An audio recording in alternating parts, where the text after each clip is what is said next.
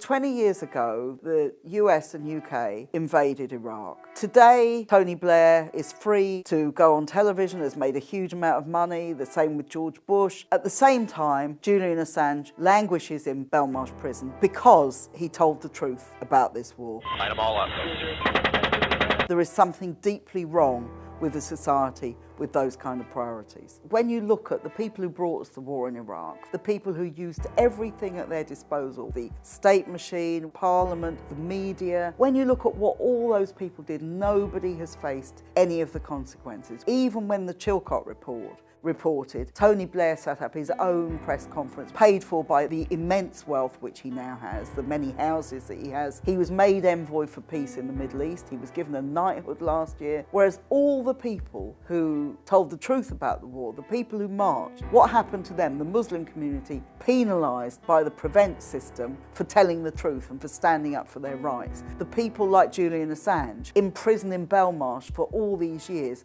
for telling the truth. I remember Tony Blair, the day of February the 15th, when we had so many people marching in London. He said, even if 1 million people march in London, that's not as many as Saddam Hussein killed. Well, the war in Iraq ended up killing more people. He talked about human rights. This is about democracy. It's about getting rid of a dictatorship. After he stopped being Prime Minister, what did he spend his time doing? Advising dictators. The truth is, all of these were lies. All of them were things where they said, we are going to make things better, and actually they made it worse. And not just in Iraq. In the last 20 years, armament worldwide, amount of money spent on military has doubled. Nearly $2 trillion are now spent on arms every year, making the world a much more dangerous place. We've now got conflict, not just between dictator in the Middle East and the biggest imperial power in the world, the United States. We've now got effectively a proxy war in Ukraine between two major imperial powers, and both of them with nuclear arms. We've got the much more real possibility of war with China. Again, this will be a nuclear war and therefore the devastation of humanity. So exactly the opposite of what we were told 20 years ago has turned out to be the case. It's a more dangerous world. Iraq's a much more dangerous place. We have far more refugees than we had then. The Taliban in Afghanistan back in control. Terrorism has grown, and indeed, where did ISIS and Al-Qaeda come from? Well, in Iraq they came from British-occupied Basra province, where they were formed in prison where many Iraqis were imprisoned. And the shameful thing is that the people who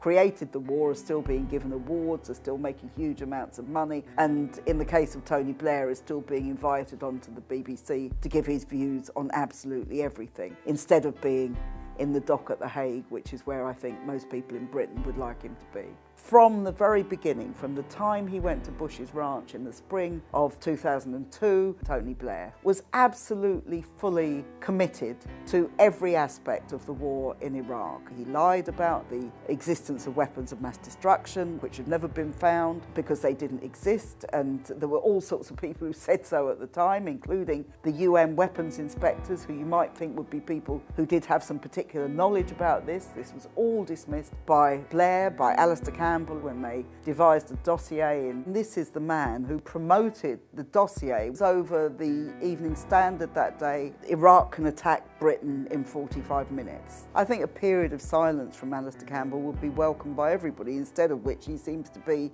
in podcasts and on couches all over the TV studios. This tells you something about the lack of integrity and the lack of morals of so much of our media coverage. I think the media role was very, very important, and again, that hasn't really been held to account at all. If you look at the broadcast media, particularly the BBC, it was an absolute disgrace. I remember Andrew Marr, who was the political correspondent, who just after the war started said Tony Blair had won this argument. He said that they would be able to take Baghdad without a bloodbath, and that in the end the Iraqis would be celebrating, and on both of those points he has been proved conclusively right, and it would be entirely ungracious, even for his critics, not to acknowledge that tonight he stands as a larger man and a stronger Prime Minister as a result. 20 years on, this is so important because it's not just about the past, it's not just about the present, it's also about the future. And this question of war is going to become a bigger and bigger question over the next 2 or 3 years. The project for a new American century was essentially about trying to redraw the world on pro-US lines. American hegemony had to be maintained and had to be extended. Many of Bush's key advisors were people who were part of that project. They could see that China was a rising power. It's a rising power economically. It was also becoming a major military power. China is today the second biggest military power in the world. It has long been a permanent member of the UN Security Council, and it has long been a nuclear power. So the project saw the threat of China as a very real one. And they wanted to change the politics of the Far East, of the Pacific, in terms of the rise of China and to strengthen the United States in that region. They also wanted to redraw the politics of the Middle East, and that particularly meant boosting Saudi Arabia and Israel as their two closest allies in the region against Iraq and against Iran, and that's a policy that's continued. The Middle East itself,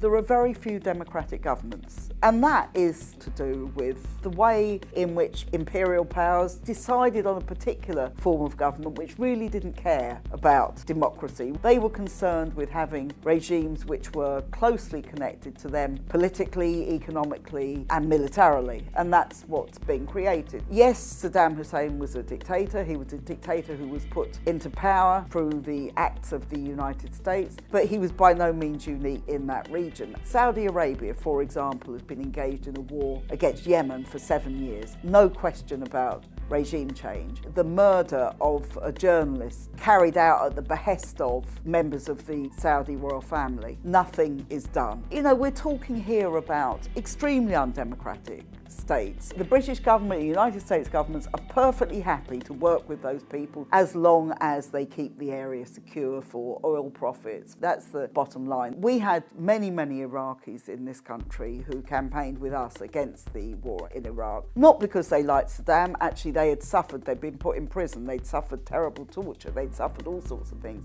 at his hands, so they knew exactly what was going on, but they also knew that the war was not going to make it better for ordinary Iraqis. Actually, it would mean, as it has meant, a breakup of the country, a complete destruction of lives, of livelihoods, of huge numbers of refugees who are treated appallingly when they get to any of the countries that were involved in the war, the impact of things like depleted uranium, all sorts of terrible things that the Iraqi people have suffered. Perhaps the most shocking one was the revelation of what happened in the Iraqi prison of Abu Ghraib, where American troops were torturing people, were photographing them in the most degrading way, were treating them like animals, were doing all these sorts of things. This is not only in contravention of every international legal agreement about the way in which prisoners of war, or indeed any prisoners, should be treated. It also told you exactly what the occupation was about. The occupation was about repression and cruelty and putting down the people who dared to stand up against the American invasion. And Abu Ghraib showed that in the most horrific terms. But you know, you can't separate a brutal war, shock and awe, the bombing of cities which took place, the invasion, the cruelty, the siege of Fallujah, all these things that went on. You can't separate that from the repression that followed. They're very much part of the same thing. And if you're invading a country and occupying a country, one of the things you have to do is to dehumanize the population that you're occupying, because you have to justify what you're doing, and that's what they did.